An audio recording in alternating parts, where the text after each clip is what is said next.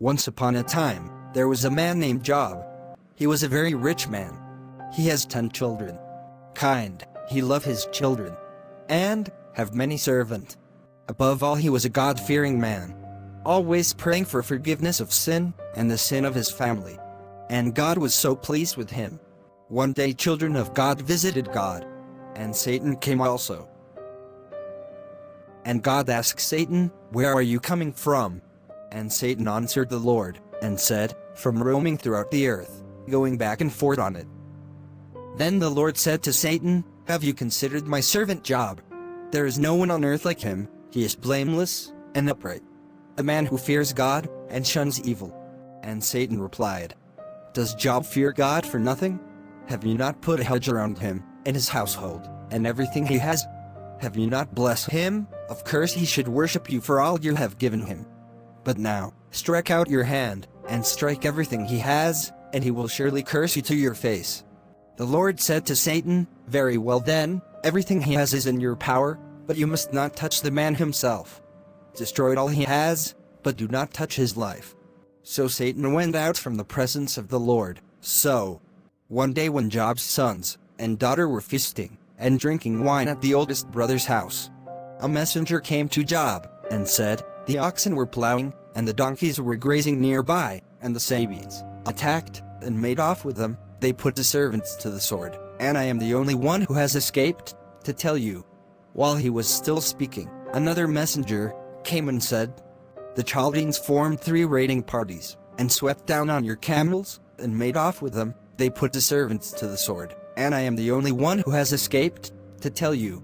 While he was still speaking, yet another messenger came and said, "Your sons and daughters were feasting and drinking wine at the oldest brother's house. Suddenly a mighty wind swept in from the desert and struck the 4 corners of the house. It collapsed on them, and they are dead, and I am the only one who has escaped to tell you." Job got up and tore his robe and shaved his head. Then he fell to the ground in worship and said, "Naked I came from my mother's womb, and naked I will depart. The Lord gave, and the Lord has taken away. May the name of the Lord be praised." In all this, Job did not sin by charging God with wrongdoing. On another day, the angels came to present themselves before the Lord, and Satan also came. And the Lord said to Satan, "Where have you come from?" Satan answered the Lord, "From roaming throughout the earth, going back and forth on it." Then the Lord said to Satan, "Have you considered my servant Job? There is no one on earth like him. He is blameless and upright, a man who fears God and shuns evil, and he still maintains his integrity, though you incited me against him to ruin him without any reason."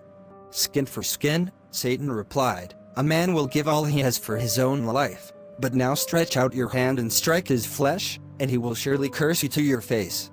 The Lord said to Satan, "Very well then, he is in your hands, but you must spare his life."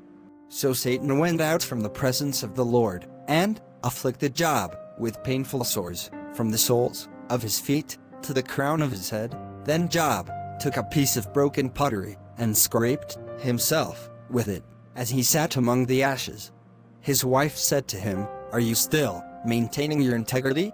Curse God and die." He replied, "You are talking like a foolish woman. Shall we accept good from God, and not trouble?"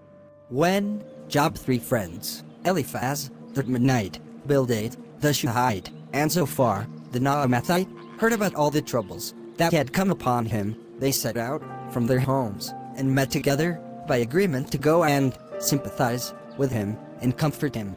When they saw him from a distance, they could hardly recognize him. They began to weep aloud, and they tore their robes, and sprinkled dust on their heads towards heaven. So they sat down with him upon the ground 7 days and 7 nights, and none spake a word unto him, for they saw that his grief was very great.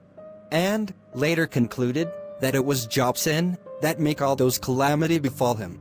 Sometimes, what we consider well-intentioned are unhelpful to people facing challenges. This was the failing of Job's friends.